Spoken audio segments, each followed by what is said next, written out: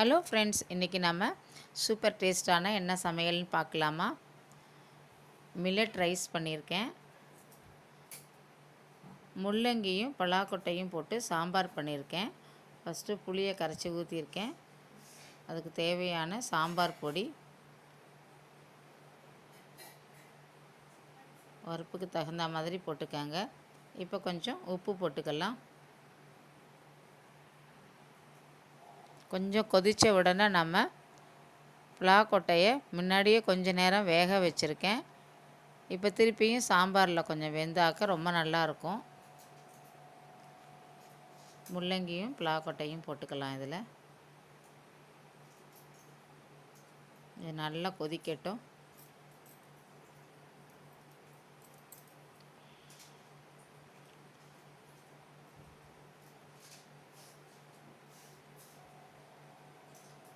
சாம்பாருக்கு தாளிச்சுக்கலாம்.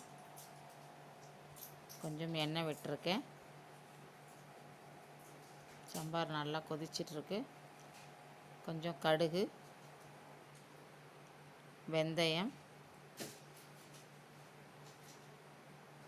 கருவேப்பிலை போட்டுக்கலாம். பெருங்காயம், நான் கட்டி பெருங்காயத்தை பொடி பண்ணி வச்சுருக்கேன், அதை தான் போடுறேன். பருப்பில் எடுத்து போட்டுன்னுட்டேன். இப்போ அந்த பருப்பை நல்லா கலந்துட்டு சாம்பார் நல்லா கொதிக்கிறது. காய் நல்லா வெந்த பிறகு நம்ம அதில் எடுத்து ஊற்றிக்கலாம். இப்போ நல்லா காயெல்லாம் வெந்துடுச்சு. நல்லா இப்போ பருப்பை விட்டுக்கலாம். நல்லா இப்போ கலந்து விட்டுப்போம்.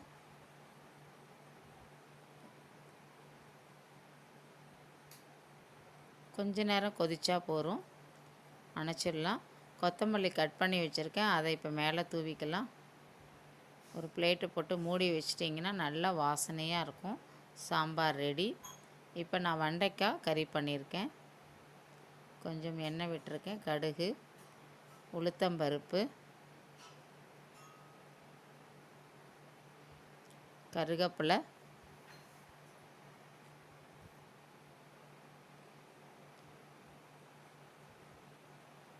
சின்ன சின்னதாக கட் பண்ணியிருக்கிற வெண்டைக்காயை எடுத்து இதில் போட்டுக்கலாம். நல்லா கலந்து விட்டுப்போம்.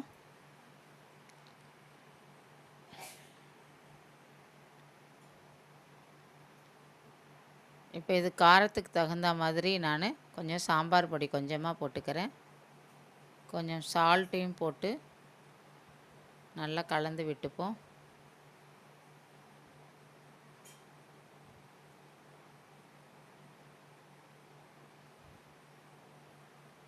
நான் கொஞ்சம் தயிர் விட்டுக்கிறேன். வெண்டைக்காயில் இந்த குழப்பெல்லாம் இருக்காது, நல்லா உதிர் உதிராக இருக்கும், நல்லாயிருக்கும். அதுக்காக கொஞ்சம் நான் தயிர் விட்டுக்கிறேன். விட்டு நல்லா இப்போ கலந்துப்போம்.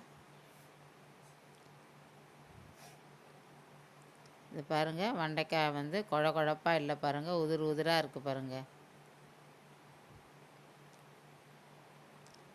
சூப்பர் டேஸ்டான வெண்டைக்காய் கறி ரெடி ஆயிடுச்சு பாருங்கள். வெண்டைக்காய் கறி, முள்ளங்கி பலாக்கொட்டை போட்டு சாம்பார், மில்லட் ரைஸ், மாங்காய். Thank you friends.